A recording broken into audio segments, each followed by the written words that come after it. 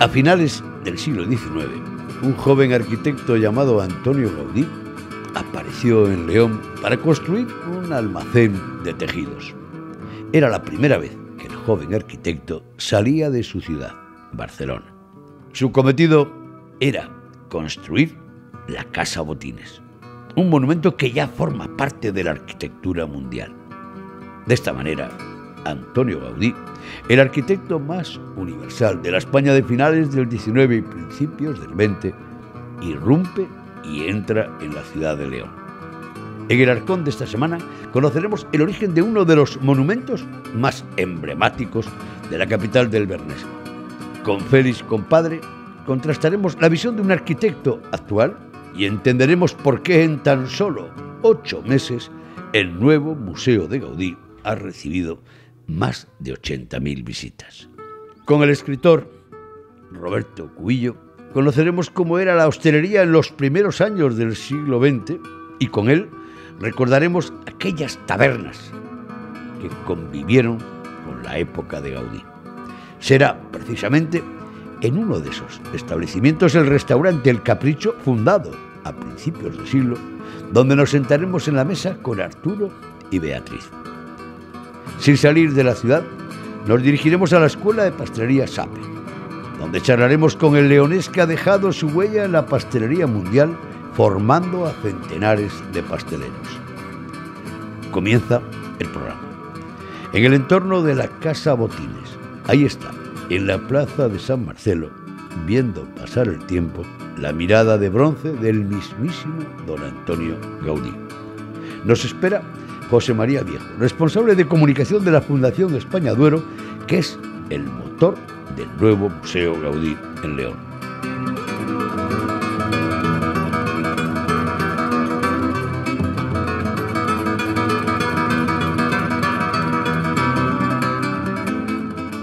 Chema, supongo que para ti este edificio tendrá estampas de niñez y estampas profesionales. ¿Cuántas veces te tocaría trabajando en la radio o en la prensa hablar de Botines? Sí, sin lugar a dudas. Botines es un lugar que inevitablemente está, o maravillosamente, ligado a la memoria de todos los leoneses, ¿no? Yo creo que está permanentemente en el imaginario de todos los que alguna vez hemos vivido o hemos nacido o han pasado por León. Y profesionalmente, pues indudablemente también, porque bueno, pues era la sede durante muchos años, sí, de una entidad financiera importante en el conjunto de Castilla y León, y en consecuencia pues muchas de las noticias pues tenían su punto de origen, su epicentro en la Casa Botines. ¿Y qué te iba a decir? Que ahora seas tú el que canalices las noticias de lo que ocurre dentro y fuera y el significado que tiene el Museo Gaudí y el Palacio Botines. Bueno, es profesionalmente no solo un reto, sino también la consecución de una aspiración profesional, porque fundamentalmente yo me he dedicado al periodismo activo en todos los medios de comunicación y a la comunicación corporativa, pero nunca en este sector. Siempre había querido contribuir profesionalmente a contar las excelencias o la grandeza o las singularidades del patrimonio de mi tierra, ¿no? de nuestra tierra, y en esta ocasión el poder hacerlo en torno a un edificio tan emblemático permite trasladar el nombre de León al mundo entero. Estemos en el país del mundo, prácticamente en cualquier país del mundo conocen a Gaudí. Es un hombre que tiene 8 obras Patrimonio de la Humanidad por la UNESCO. Eso da idea de la talla universal de Gaudí, y vincular esa marca a León y poder hacerlo a través de un proyecto tan romántico, vamos a decirlo así, como el Museo Casa Botines, pues especialmente gratificante. Tú estás viviendo esta última etapa de Palacio Botines. Hasta ahora era una estampa, pero ahora ya el turista leonés, todo el mundo sabe lo que hay dentro. Bueno, hemos tardado en crear expectación, Han sido 125 años de mantener esa expectación y finalmente hemos conseguido abierto al público. Bueno, era un edificio que surge, ha sido siempre con un uso estrictamente privado, surge como un edificio familiar, un edificio también de vecinos y con un negocio, luego posteriormente la etapa del banco, y ha estado siempre cerrado al público, salvo una pequeña sala de exposiciones que se abría con una cierta periodicidad. Por eso nosotros utilizamos el claim: después de 125 años tenemos mucho que enseñar. Actualmente, ¿de quién es el edificio de la Casa Botines? Pues en la actualidad es propiedad de la Fundación España Duero, es la fundación que surge como consecuencia de el proceso de con la reforma del sistema financiero, con todo el proceso de segregación de la parte bancaria, de las antiguas cajas de ahorros, de la parte social y cultural. La Fundación España Duero es la receptora, la depositaria del patrimonio que sucesivamente fueron acumulando las distintas cajas de ahorro que culminan con la fusión de Caja España de Ahorros e Inversiones y Caja Duero. La Fundación recoge todo ese patrimonio y tiene la misión de gestionarlo y de ponerlo al servicio de la sociedad. Es una fundación ordinaria, es decir, es una fundación privada que se nutre únicamente de lo que recibe como consecuencia de la gestión de su patrimonio. Todavía no se ha cumplido un año del Museo de Gaudí en la Casa Botines. ¿Tenemos cifras que demuestren que ha habido un aplauso por parte de leoneses o de turistas? Estamos francamente satisfechos con la respuesta del público. Todas las previsiones han quedado absolutamente superadas con los casi 90.000 habitantes. La cifra concreta es 87.000 visitantes en un museo que lleva escasamente 7 meses abierto, poco más de 6 meses, y es una cifra absolutamente récord. Chema, no deja de ser curioso que en un momento donde hay un conflicto en la política nacional con Cataluña, el catalán más universal, don Antonio Gaudí, tenga tanta relación con Castilla y León, con Astorga, con el museo, y que haya esa relación. Bueno, yo creo, Javier, que siempre habíamos sido el patito feo en esa producción arquitectónica de Antonio Gaudí. Bien es cierto que obviamente su obra maestra es la Sagrada Familia y que la mayor parte de su producción arquitectónica se desarrolla en ese contexto, en Cataluña. Pero hay tres obras que inopinadamente surgen en el Camino de Santiago. Él no era su intención, pero construyó esta Casa Botines, ese Palacio Episcopal de Astorga y esa fantástica Villa Quijano de tu localidad natal de Comillas, ¿no? Bueno, pues indudablemente ese es un patrimonio que tenemos que poner en valor, porque constituye una ruta que es perfectamente complementaria a la de Cataluña. La Sagrada Familia sigue construyéndose todavía sobre aquella idea original de Antonio Gaudí y en el que intervienen arquitectos. En la Casa Botines, ¿han intervenido también otros arquitectos después de Gaudí? Sí, naturalmente, hombre. Antonio Gaudí hizo la mayor parte, lo construyó en 10 meses, en un tiempo absolutamente récord, pero el estado actual del edificio y la situación de modernidad de la que goza, pues solo es posible gracias a intervenciones como la que hizo en los años 90 dos arquitectos, Mariano Sáenz de Miera y Félix Compadre.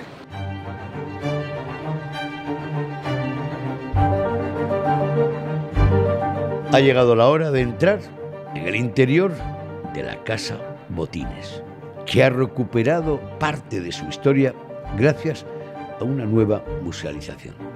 El arquitecto Félix Compadre nos espera en la pinacoteca de la Fundación. Con él conoceremos el alma interior de la arquitectura gaudiana.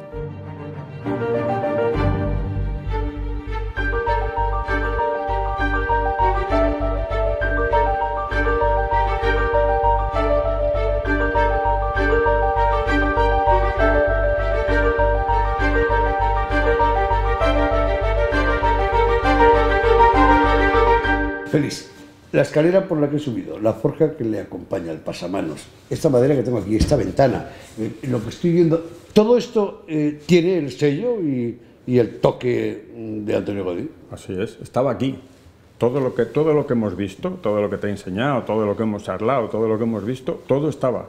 Nosotros teníamos que sacarlo, porque estaba tapado. O sea, se veía, la madera estaba, lógicamente, barnizada. Esta misma madera de la época. Esta madera, lo que hicimos fue decaparla y limpiarla. Pero es la misma, la escalera es la escalera que había, con su pasamanos, con el diseño, con la forja complicadísima que Gaudí le pone y que está perfectamente conservada. Bueno, todo, solo que estaba oculto. Las paredes de la escalera estaban tapadas con una esterilla y un chisme, lo sacamos y debajo había un dibujo hecho a mano y tal, que nosotros hemos vuelto a reproducir en lo que faltaba. Lo de la ventana de guillotina en León no existía. Lo de la ventana de guillotina es un invento que lo tiene fuera y dentro. La ventana de guillotina en León es un anacronismo, es algo que se hacía allí, pero lo resuelve perfectamente, primero porque aquí dentro daba luz, estos patios metían luz y metían aire, y por otra parte, las de la fachada tienen unos flejes metálicos que hacen que la ventana se pegue contra la fachada y no deje entrar el aire, porque estas ventanas, como sabes, si las movemos verás que están holgadas. Bueno, pues él inventa un fleje interior que hace que la ventana se pliegue. Lo tenían los trenes antiguos, si te acuerdas, en algún momento, los trenes antiguos tenían ese mismo sistema. Me contabas que en el interior de Casa Botines se utilizan el edificio para algunas plantas alquilar casas particulares. ¿Qué queda de aquella distribución de esas viviendas que había? Bueno, la estructura, nosotros, las paredes, soportes del edificio son súper ligeras, son paredes de 12 centímetros que sujetan todo el entramado de madera del edificio.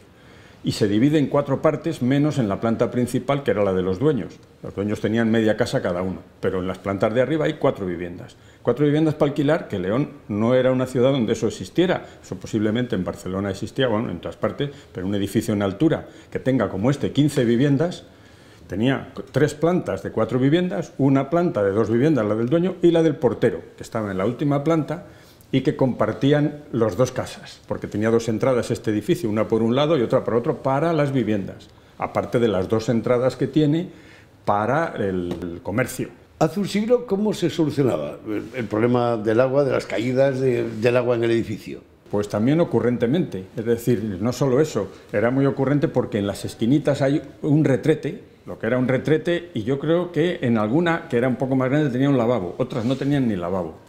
Y las cocinas es donde uno se lavaba, y no había más, era todo el tema, y el agua sí subía hasta las viviendas. Las viviendas tienen 2 circulaciones, son inventos gaudianos o catalanes, yo diría gaudianos, porque las viviendas no se hacían así. Estas viviendas eran como señoriales pese a ser de inquilinos. Y entonces tiene una circulación donde estamos nosotros ahora, al lado del patio, y lo que le rodeaba a estos patios era la parte de servicio. Esta circulación es por donde circulaba la gente, pero las personas que vivían aquí, las puertas interiores, tienen pasos que pasas de una estancia a la siguiente sin salir al pasillo. La imagen de los edificios de Gaudí siempre son exteriores. Vemos las fachadas, llama la atención esa magia que tiene la arquitectura, pero el visitante que entra en el Museo Gaudí, en la Casa Botines, ¿puede comprobar que había un domicilio, que había casas, que había viviendas? ¿Lo puede comprobar? Claro, y le sorprenderá muchísimo, por lo que te digo, porque lo ve. Es decir, no quedan los compartimentos de lo que eran las zonas de servicio, de la cocina y eso, pero quedan las salas tal y como él las había concebido, con el tamaño grande la del salón, una camarita pequeña al lado, una habitación más pequeña, otra de esquina que permitía las luces de la calle. Es decir, la estructura del edificio es directamente lo que se le hizo fue quitarle todo lo que se le había pegado encima de cosas que no eran de él, como se hizo en la oficina y como, en la planta baja y como se ha hecho en el bajo cubierta. Le hemos quitado todos los aditamentos que no eran estrictamente del edificio y todo lo que tiene dentro es diseño Gaudí puro. Teniendo en cuenta lo enrevesada que es la arquitectura de Gaudí, incluidos los tejados y las techumbres, ¿cómo se canalizaba el agua? Tiene otro invento. En este edificio no hay muchas bajantes. De hecho, hay 2 bajantes. En todo ese 500 metros o 500 y pico metros que tiene el edificio, solo hay 2 bajantes, una por cada fachada. Y todo el agua iba hacia ahí, por unos canales que él había inventado, unos pesebrones, digamos, que recogían el agua en la cubierta que baja de pizarra. ¿Se pueden ver ahora? Se pueden ver. Y los destapamos para que lo veáis. Nosotros lo acondicionamos en su momento para no dejarlo que corriera el agua por allí porque se llenaba de palomas y tal. Y cuando rebosaba de estas trombas de agua que caen, el tubo que él había dejado pues sería una sección aproximadamente de 15 centímetros. Bajar toda esa cantidad de agua de estos tejados en 2 tubos era un alarde. ¿Qué hace? Cuando el pesebrón se llena, que es como un pilón, tiene una gárgola que tira el agua para afuera. Es decir, que si venís un día de tormenta, no os dejéis de mirar el edificio si está cayendo el agua, porque le veréis como un pastel echando agua hacia afuera, que es curioso y digamos, y sorprendente, vamos, y ocurrente, claro.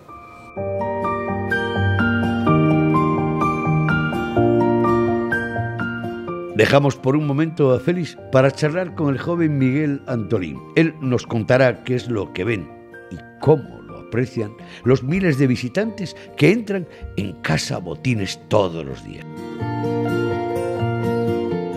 Miguel, tú ¿Tú de niño conociste el interior de Botines? Sí, fue la razón por la que vine a vivir a León. ¿Por qué? Porque mi padre empezaba a trabajar aquí en este edificio. Trabajó en el banco. Sí. Ha cambiado mucho, ¿no? Bastante. Ahora tiene unos fines mucho más educativos y mejores. Te voy a hacer preguntas que te las habrán hecho a lo largo de este año cientos de veces. ¿Cuándo se construyó? ¿Quién lo encargó? ¿Y para qué sirvió el edificio de Casa Botines? Se empezó a construir en 1892 y terminó en 1893. Duraron solo 10 meses las obras. Empezaron a construirlo, mandaron construir este edificio dos empresarios leoneses del mundo textil, que además eran los representantes en León del Banco Hispano Colonial de Barcelona. Estos señores se llamaban Mariano Andrés y Simón Fernández. ¿Y para qué? La idea que tenían era hacer una tienda de ropa. Esta planta en la que nos encontramos iba a ser una tienda de ropa y el resto del edificio iba a estar destinado a viviendas de alquiler. ¿Se vendió ropa? ¿Se vendieron textiles? Sí, durante más de 30 años esto tuvo todo vendiéndose ropa que procedía de Barcelona. Ropa de calidad, tejidos de lujo. ¿Y después de ese periodo, qué es lo que pasó con el edificio? Pues en 1929 la Caja de Ahorros de León y el Monte Piedad compró todo el edificio a los herederos de Mariano Andrés, por lo que hoy serían unos 4.500 euros, y utilizó estas plantas de aquí abajo para oficinas, subrogando los contratos de alquiler hasta 1992, que ha vivido gente durante casi 100 años. Miles de visitantes han entrado en el nuevo Museo Gaudí de Casa Botines. ¿Qué es lo que más les fascina? Hay muchos que se sorprenden simplemente de que Gaudí construyera en León y ya entrar aquí es una sorpresa, pero les sorprende todo lo que se conserva original, desde las escaleras hasta esta planta noble, el sótano, le sorprende encontrarse a Gaudí aquí. Supongo que su arquitectura es importante, el edificio también, pero el personaje, el arquitecto catalán Antonio Gaudí, ¿el personaje llama la atención también? Nosotros nos centramos en el paso de Gaudí fuera de Cataluña. Empezamos a hablar que este es el último edificio de los únicos 3 que hizo fuera de Cataluña. Empezó en comillas haciendo el Capricho y ya unos años después se fue a Astorga a hacer el Palacio y aprovechando que estaba en Astorga vino a hacer Casa Botines y contamos esa conexión, el tránsito del neogótico que tuvo aquí en tierras leonesas y los procesos de construcción que fueron muy rápidos y las anécdotas que hay muchas dentro del edificio. ¿Cuál es la anécdota que más entusiasma y fascina al visitante? Pues igual que al visitante, igual que a mí, la que más nos suele gustar es la de los planos, los únicos planos originales que se conservan a día de hoy, que los escondieron. Los escondieron muy bien en una de las partes más emblemáticas del edificio, en la escultura de San Jorge matando al dragón. Es curioso porque no se conserva ningún otro plano. Gaudí el plano no lo utilizaba, lo consideraba un mero trámite inicial para firmar el contrato de obra, pero no se conformaba con ejecutar lo que había proyectado. Aquí se ve, por ejemplo, lo que diseñó en 1891 a lo que luego ejecutó, hay varios cambios. Las nuevas tecnologías nos permiten ver cómo era sí, por dentro el Casa Botines. Sí, tenemos una recreación virtual en 3D para ver diferentes momentos del edificio, según los usos que estaba teniendo en cada época del año. ¿Qué es lo que encuentra el visitante cuando recorre el edificio? Tenemos dos tipos de visita en el edificio, pero la que mejor nos sale es la visita guiada, la visita premium que se llama, en la que lo recorremos entero.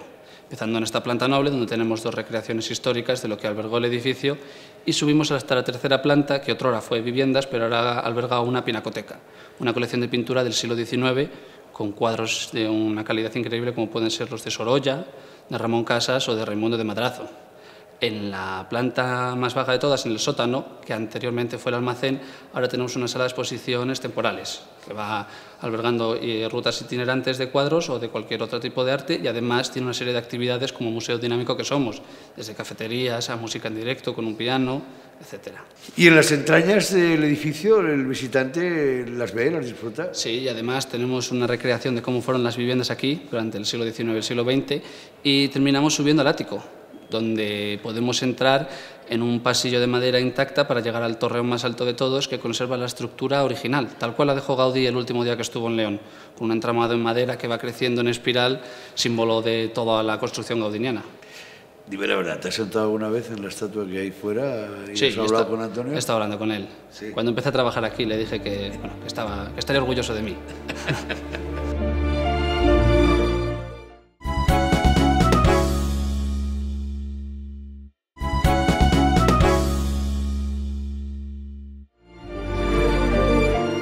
Volvemos de nuevo con el arquitecto y lo hacemos para conocer las verdaderas entrañas de la arquitectura interior de la obra de Gaudí.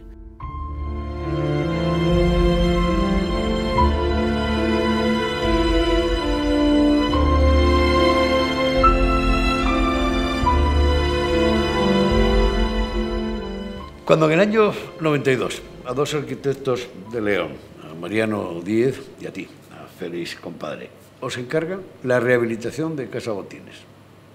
Os piden que rehabilitéis algo que había diseñado y construido Antonio Gaudí. ¿No tuvisteis la sensación de no sé, dos arqueólogos que le acaban de dejar una pirámide y un pergamino y le dicen, hala, ponte a rehabilitarlo?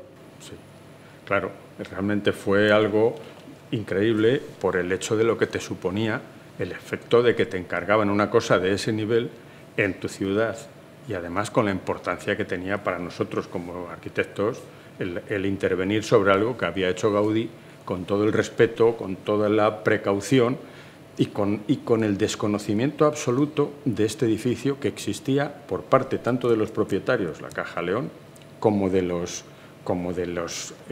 entendidos en Gaudí. ¿Qué os encontráis cuando empecéis a trabajar en el interior de la Casa Botines? Hombre, te encuentras una arquitectura sorprendente, o sea, en cuanto al desarrollo, en cuanto al concepto, en cuanto a tal. Pero escucha, nos encontramos que solo hay dos planos, uno de la fachada y otro de la planta que se habían encontrado en el canuto que supongo que todo el mundo conoce, que cuando se cae el San Jorge, se cae y sale un canuto de plomo y dentro de ese tubo de plomo estaba un periódico, unas monedas, la lista de los que intervienen y dos planos. Ya está. Eso es lo que se sabe del edificio. Entonces tú llegas a ver esto y no sabes más porque no se parece lo que nos encontramos, por lo menos en las plantas bajas no se parece en absoluto a lo que en ese plano figura. Es como que el plano no tuviera nada y lo que nos encontramos es un edificio distribuido, lleno de salitas, de un patio enorme, despachos de dirección, despachos de banco, almacenes, cajas fuertes, muros de caja fuerte rodeando. No hay pilares, no hay nada. Es un edificio que no tiene nada que ver con el plano que tenemos. ¿Lográis devolverle la vida al interior de la Casa Botines? Esa fue la labor. La labor fue conservar lo que quedaba de arquitectura suya, que la parte alta generalmente la tenía, las paredes, las distribuciones y lo demás estaba, pero la planta baja tuvimos que sacarlo de lo que estaba oculto, es decir, no existían pilares. En este edificio, cualquiera de León que lo conozca, cualquiera de otra gente que hubiera podido venir aquí, no se imagina que había pilares, porque no existían, no figuraban en ningún sitio. Las fotografías de cuando se había, no existía.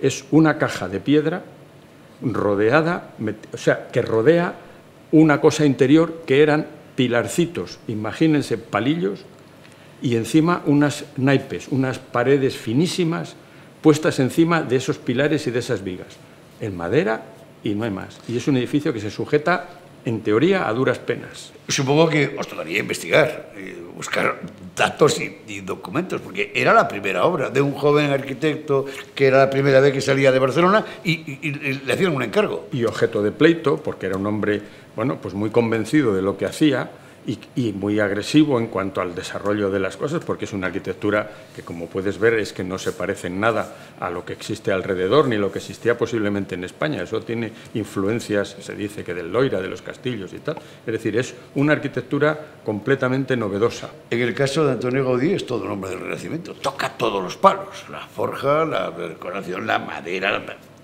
Lo toca todo y lo toca todo de una forma distinta a lo conocido. Es decir, no existía en León, yo creo que no existía en España, pero con el modernismo a lo mejor catalán podían tener alguna relación con esto. Pero en cuanto a aquí, no existía nada parecido de ninguna manera. Es decir, la forja es una forja que es espectacular, espectacular. Su padre era calderero, parece ser que era una influencia que tenía, que le gustaban esas cosas de hierro.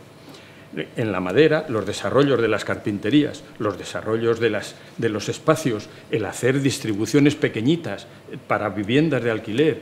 Es decir, es todo novedoso. La forma de colocar este edificio no tiene ni una pared exterior paralela a ninguna de las otras, no hay un ángulo recto.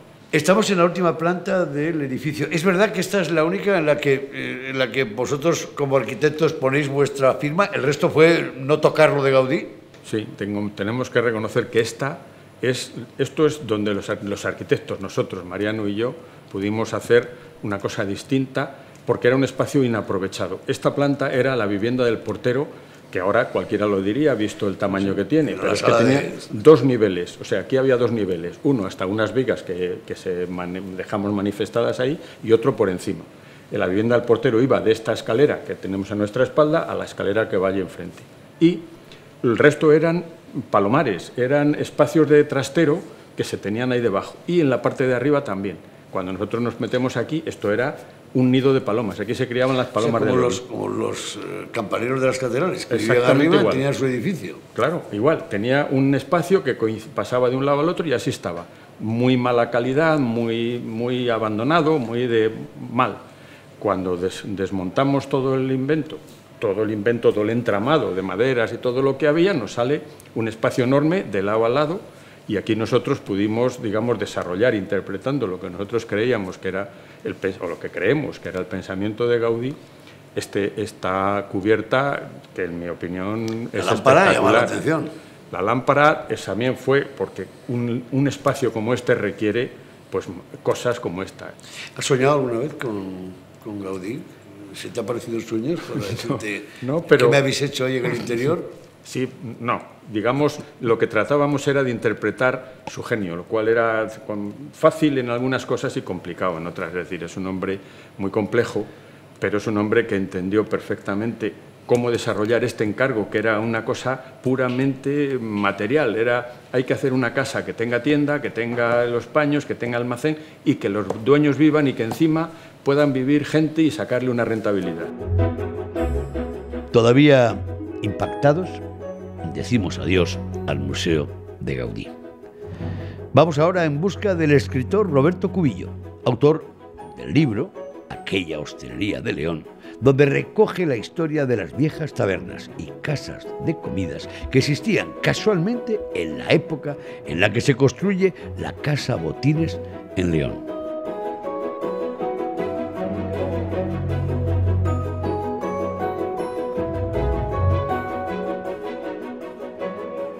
Roberto, estamos en el año 1893, o mejor dicho, unos años después, a principios del siglo XX, año 1900. ¿Qué tabernas? ¿Qué es lo que había en el entorno de la Casa Botines? Para que fueran los obreros a tomar sus alivios. Había. Mira, aquí, en esa casa, estaba la fonda La Esmeralda, que era una fonda que daba muy bien de comer. Y al lado estaba Casa Pacho. Allí estaba el teatro, en esa esquina, que también daba cafés y licores en el Ambigú. En aquella casa que ves, que es a la derecha de Casa Botines, estaba la fonda del Noroeste, que también daba. En la calle ancha tenían el café moderno y el café nuevo. También tenían para los elitistas el León de Oro y también estaba el Iris, que era probablemente el mejor de todos. Y el resto de la ciudad pues estaba llena de tascuchas sin nombre, por cosas muy elementales. Esas tascas económicamente pues, te puedes imaginar, no eran muy bollantes. Y segundo, porque si les ponían el nombre, tenían que pagar al ayuntamiento un impuesto por los rótulos. ¿Podemos oír hablar en León de una hostelería centenaria o una hostelería con más de 50 y 70 años? Sí, detrás de nosotros. Este es de 1908, lo que tenemos detrás, de donde pone el Capricho, que antes era la Flor de la Ribera, que se fundó en 1908. ¿Y alguno de ellos centenario? Hay uno con 130 años, que también está a tiro de piedra, que es el café, 130 años, el Café Victoria. Después le sigue en antigüedad el Nalgas, y ese es de 1911. ¿Y en el húmedo nos queda algún mesón o alguna taberna de principios de siglo? Sí, quedan allí tienes Benito, Casa Benito, que es del año 15. Un histórico, un clásico de León. Histórico y clásico. Tienes el Besugo, que es del 25. En realidad es del 26, porque el Besugo en el 25 empezó como pescadería. Sí, la Gitana, que antes se llamó Valdepeñas, la Gitana. Otros con solera, ya tenemos que ir al Madrid, al Correo, el Bar Correo. El Bar Correo, que es del año 27, que es donde se llama Correo porque estuvo la oficina de correos original. Volvemos al tiempo en el que don Antonio Gaudí pisó la ciudad de León. En aquellos años, ¿qué es lo que se comía en las tabernas? De todo y monótono. Digamos que las vísceras eran tradicionales, los callos. O sea, que los callos ya entonces se hacían. Y se guisaban igual que ahora. Sí, igual que ahora. Sí, la morcilla, la sangre guisada. La sangrecilla que hemos conocido toda la vida. Quedan muy pocos ya. Y después mucho escabeche.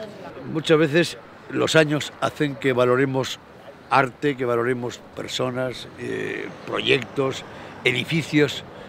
¿Hacemos lo mismo con la vieja hostelería? ¿Valoramos el que tengamos un establecimiento de hostelería en la capital de León con más de 50 años?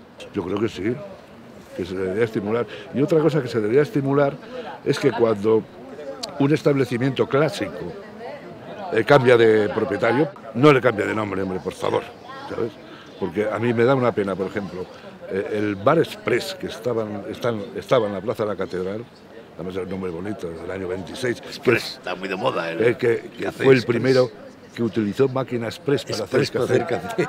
Y en el que el ínclito Genarín intentó vender la catedral a un turista inglés en ese bar. Y que le han cambiado el nombre 4 veces. Puedes transformar o remodelar para el negocio que tú quieras. Pero déjale el nombre. ¿Cuáles eran los vinos que se bebían en la capital en aquellos años? En la capital en aquellos años lo normal era el vino de tierra.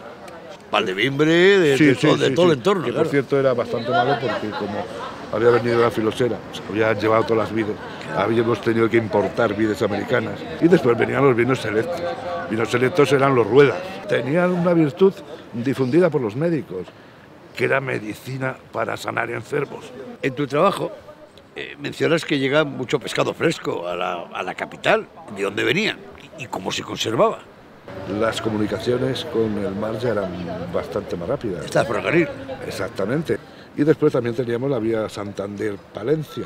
Ya llegaban muy bien los pescados. Claro que usaban hielo, pero ya de hielo industrial, porque las primeras fábricas de hielo industrial son de finales del siglo XIX, y a margen de eso venían aderezados con helechos, tapas con helechos y plantas aromáticas y desodorizantes como el perejil. En la Plaza San Marcelo tenemos un buen ejemplo de aquellos restaurantes y tabernas que nacieron a principios del siglo XX en el entorno de Casa Botines. El Capricho, regentado hoy por Arturo Suárez, es un buen ejemplo de un establecimiento de hostelería que sigue en las manos de la misma familia y en el mismo lugar.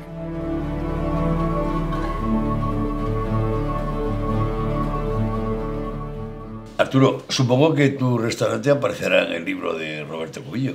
Hombre, por supuesto, Roberto es de la familia y sí, además hizo un reportaje precioso. Bueno, hay una foto de cuando pasaba Durruti por ahí, madre mía, aquellos años. Yo no había nacido todavía. Y no se llamaba igual, ¿no? Y no se llamaba igual. Esto era La Flor de la Ribera, Antonio Pérez Tuñón. ¿Cómo comienza? ¿Cuál es la historia del Capricho? Bueno, el negocio lo empieza mi abuelo Antolín y mi abuela Eladia, que son de Sagüera de Luna, y vinieron para León, cambiaron un negocio por otro y ahí empezó el Capricho. Luego estuvieron mis padres, mi madre Lourdes y mi padre Arturo, como yo, Arturo Suárez, y 50 años.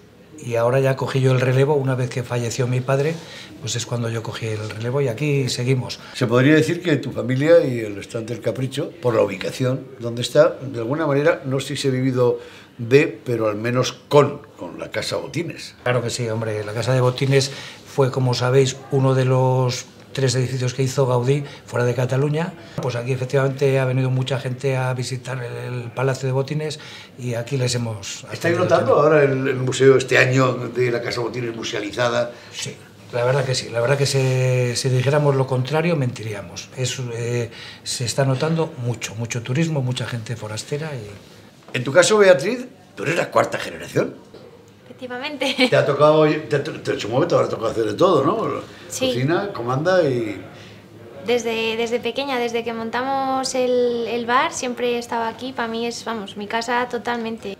¿Cuáles son los platos que identifican la comanda, la carta del Capricho? Pues bueno, algunos de ellos son los que tenemos aquí, pero por ejemplo el bacalao, que es muy típico de siempre de León, ajo arriero, bueno, los callos también, y la morcilla, que bueno, la gente viene muchísimo a por ella y gusta muchísimo. Sí. Por cierto, además de trabajar y ayudar a la familia, tú estudiaste diseño y te dedicas a la moda. ¿Dónde tienes el taller? Bueno, el atelier mío se llama La Caprichosa y está aquí encima del restaurante, o sea que a tiro de piedra. No te pregunto lo de La Caprichosa por razones obvias, ¿no? De capricho. Sí, no me esforcé mucho al elegir el nombre. ¿Has estado en la pasarela de Burgos este año? Pues este no, pero estuve el año pasado en la pasarela y nada, con lo del concurso de Ribera de Duero, que ese año le gané yo, así que bueno, estuvo muy bien, la verdad, fue una experiencia muy buena. Arturo, bueno, siempre cuarta generación, una ayuda en el restaurante y luego un toque de moda que tampoco viene mal, ¿no? Puede venir muy bien y de hecho viene muy bien. A mí me viste ella, me asesora ella y bueno, hombre, es verdad que sí. Y bueno, y sobre todo ella como persona, siempre ya desde que abrimos el bar, lo reformamos, ella bien, siempre le ponía el mandil. Tenía 11 añines, no lo digas que a lo mejor vienen los de trabajo, ¿eh? Pero bueno, la verdad que muy bien, encantado. Y una pregunta para los dos. De tenerla aquí. Supongamos que hacemos unas jornadas gastronómicas recordando la época de don Antonio Gaudí y del nacimiento de la Casa Botines. ¿Qué platos podrías recordar que encajen en esa época? Y tú, Beatriz, ¿cómo vestirías a los comensales? Bueno, empiezo yo, sí, eso. A mí me sugiere, de aquella se comía... me sugiere la sangre, fíjate, la sangre encebollada, con pimentón, que estaba riquísima y además es una de las cosas que yo quiero recuperar, me suena eso. Y luego, bueno, pues los cocidos y tal, el bacalao siempre en León ha sido aquí tenemos muy buenas truchas, pero claro, no tenemos mar, y entonces el bacalao siempre ha sido un referente y un plato estrella. ¿Los callos cuánto tiempo lleva haciéndolo? Los callos... Toda la vida. ¿Tu abuela les hacía ya? Mi abuela ya les hacía, mi padre, que los callos les hacía mi madre. Lo demás lo hacía todo mi madre, pero los callos mi padre. ¿Cómo vestirías a los comensales del restaurante El Capricho en unas jornadas que recuerden la época de don Antonio Gaudí? Bueno, o sea, que nos vamos un poco a la época de principios del siglo XX, que es justo cuando hay el cambio en la moda y se empieza a liberar a la mujer. Entonces, bueno, pues me iría quizás a cosas cómodas, cosas holgadas. Precisamente en esa época está Mariano Fortuny, que es un diseñador español, y hace aquellas túnicas con los plisados, que bueno, se separa todo del corsé. Así que pues esa podría ser una buena idea, que sigue siendo contemporáneo. Ha sido un placer, amigo Arturo. Si algo tengo claro es que tu cocina, el restaurante El Capricho, sigue manteniendo algunos de los platos que tus abuelos pusieron en marcha y que este restaurante está de moda. Exacto.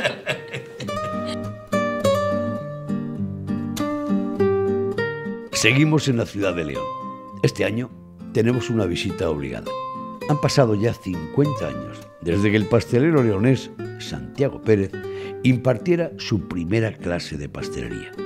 Su escuela, Saper, regentada hoy por Alberto Pérez, su hijo, mantiene intacta la huella de una familia de pasteleros que inició su andadura en el primer cuarto del siglo XX en el recordado obrador familiar de La Collantina. Santiago, el fundador de Saper, nos espera todavía a pie de obrador. Santiago, la primera vez que tuviste un rodillo en tus manos, ¿te acuerdas cuándo fue? Pues no, pero tendría 12 o 14 años, aunque no trabajaba como pastelero, pero siempre estabas en el obrador de tu padre y cogías cosas y tal. ¿Cuándo comienza la historia de tu familia ligada a la pastelería? Me parece que lo montó mi abuelo a mi padre. Sí, se lo montó mi abuelo a mi padre, sí, pero tampoco... ¿En la calle Ramón y Cajal? En la calle Ramón y Cajal, sí. ¿Cómo se llamaba? La Collantina. Mi padre Jesús Pérez. La Collantina fue de muy Collanza, célebre. Claro, de Collanza. Eres de Valencia, don Juan. De don Juan. ¿Qué recuerdas de la Collantina? Pues, hombre, lo que era el trabajo, lo que era la actividad prácticamente profesional, no se hacía más que trabajar. ¿Y cuáles eran los dulces o los pasteles que hicieron famoso la Collantina? Pues lo más famoso fue el helado. ¿De los primeros helados que hubo en León? Sí. El helado fue lo que más fama le dio a la confitería de mi padre. Y yo después hacía cada mes una especialidad. hacían las rosquillas de San Froilán por San Froilán, los palos del Cristo por el Cristo. En fin, cada mes sacaba una especialidad, y la que ha quedado con una continuidad que la elaboran todo el mundo ahora, pues son las rosquillas de San Froilán. Pero, además del oficio de pastelero y de trabajar en el obrador, un día tú decides que te vas a dedicar a la enseñanza. Y todo fue porque fuiste a un curso que no te gustó. Totalmente. ¿Qué pasó? Pues nada, que vi que aquello no funcionaba como tenía que funcionar, que no se hacían las prácticas necesarias, y fue cuando monté yo una escuela privada.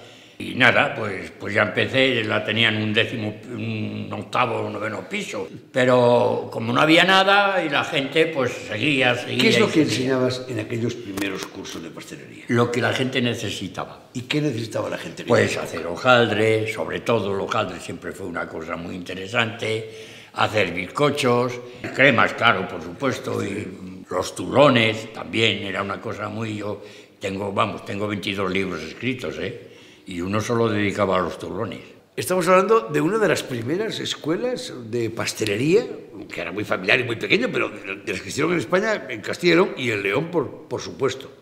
Y luego terminas dando clase, impartiendo cursos en medio mundo. Aparte de España, en Andorra, en Italia, en Rímini, en Verona, en París, en Argentina, en Chile. Pocos currículos como el tuyo pueden situar dentro de la pastelería española a alguien que ha formado a tantos pasteleros y cientos pasteleros. De ellos. Cientos de ellos. Cientos de ellos, sí. El día de tu cumpleaños te felicitarán de toda Mucha España. gente, sí, mucha gente. ¿Cuántos años llevas impartiendo clase?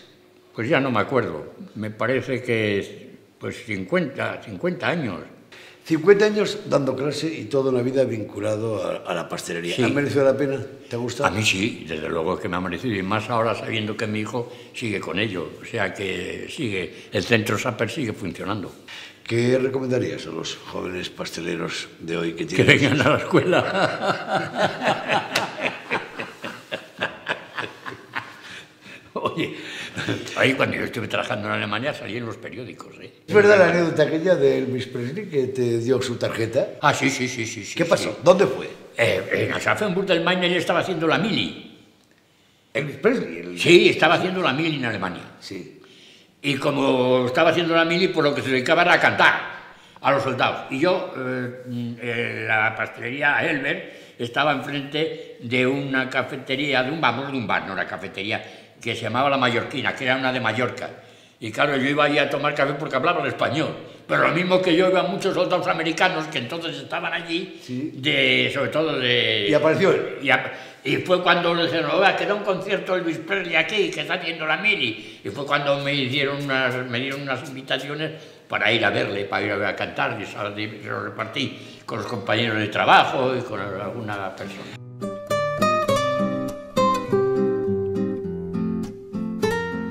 ¿Cuándo empieza la historia de tu familia? Pues la historia de mi familia empieza en los años 30. Dionisio, mi bisabuelo, le monta la pastelería a sus hijos, la Collantina, en la calle Ramón y Cajal, y allá por el 39, pues la familia empieza en ello. Y luego ya mi padre, pues evidentemente como hijo de mi abuelo, pues se mete en los cacharros, en el rodillo y a darle.